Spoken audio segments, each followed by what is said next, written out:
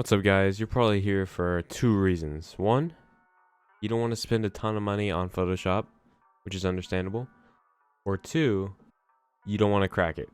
Now, this is totally going to sound like an advertisement, but it's not, I promise. But Photopea is probably the best Photoshop alternative I've ever used. It has a lot, if not most, of the features that Photoshop has, and it's free.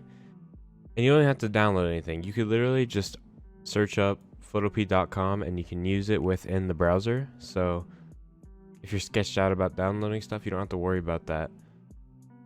You can literally, it looks just like Photoshop. They are constantly updating it.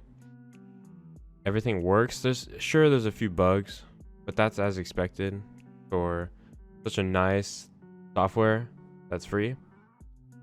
But you can do everything. You can export it. I've made like most of my thumbnails in this. And if you're interested, check out my tutorials on Photopea. I have a playlist for them if you really want to know.